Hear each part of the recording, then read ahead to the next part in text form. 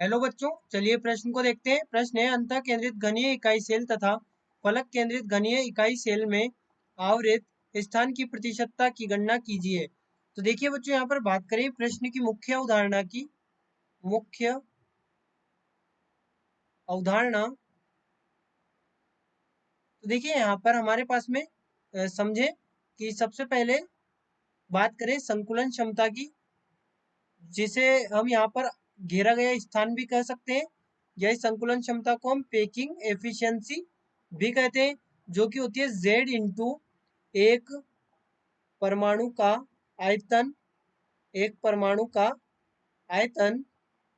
और ये परमाणु यहाँ पर होता है गोला यानी कि स्फीयर, डिवाइड बाय घनीय घनीय एकक कोष्टिका का घनीय एकक कोष्टिका का आयतन इंटू 100। ये हमारे पास में पैकिंग एफिशिएंसी है। तो बच्चों समझें, सबसे पहले हमें यहाँ पर अंतः केंद्रित घनीय इकाई सेल के बारे में कहा गया है, जिसे हम बीसीसी स्ट्रक्चर भी कह सकते हैं। और बीसीसी स्ट्रक्चर में यदि जेड की बात करें तो जेड 2 होता है।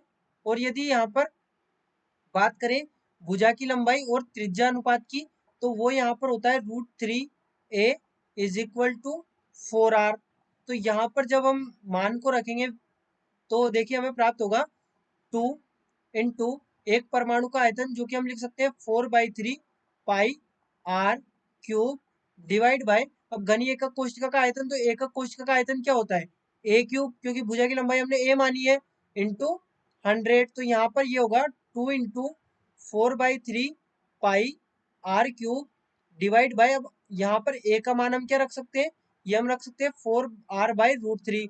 तो ये होगा 4r डिवाइड बाय √3 की पावर क्यूब, यहाँ पर ये होगा। तो यहाँ पर ये आर क्यूब से आर क्यूब कैंसिल हो जाएगा और ये इंटू 100 है ही सही। तो यहाँ पर ये होगी हमारे पास में जो पैकिंग एफिशिएंसी है, पैकिंग एफिशिएंसी ये होगी 2 into 4 divide by 3 into 64 into 3 into pi, और डिवाइड बाय यहाँ पर ये हो गया पाई इंटू 100। तो यहाँ पर ये इससे कैंसिल होगा, ये इससे कैंसिल होगा।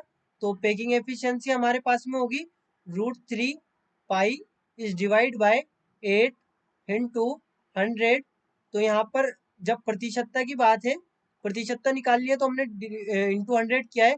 तो ये हमारे पास में लगभग हमें प्राप्त होगी 68%। 68% हमें लगभग यहाँ पर पैकिंग एफिशिएंसी यानी कि घेरा गया स्थान की प्रतिशतता प्राप्त होगी। वहीं पर यदि हम एफसीसी की बात करें, एफसीसी, तो एफसीसी का जेड हमें पता है 4 होता है। यहाँ पर जो 4 परमाणु उपस्थित है 8 कोने पर और 6 फलक पर, तो उनका कॉन्ट्रीब्यूशन के हिसाब से जब हम देखेंगे तो 4 परमाणु हमें यहाँ पर दिखेंगे। इसके बाद में यदि हम यहाँ पर जो भुजा की लंबाई है उसकी और त्रिज्या के संबंध की बात करें, तो वो यहाँ पर होता है √2a is equal to 4r, √2a is equal to 4r। तो यहाँ पर जब हम मान रखेंगे तो पैकिंग एफिशिएंसी हमारे पास में होगी 4 into 4/3 pi r cube, divide by A. अब ए का मान हम यहाँ पर क्या रख सकते हैं, 4r डिवाइड बाय √2। तो ये हमारे पास में होगा 4r डिवाइड बाय √2 का क्यूब इंटू 100।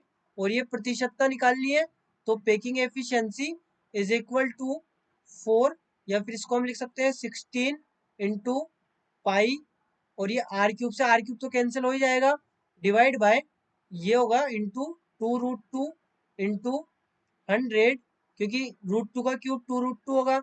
इसके बाद में ये होगा 64।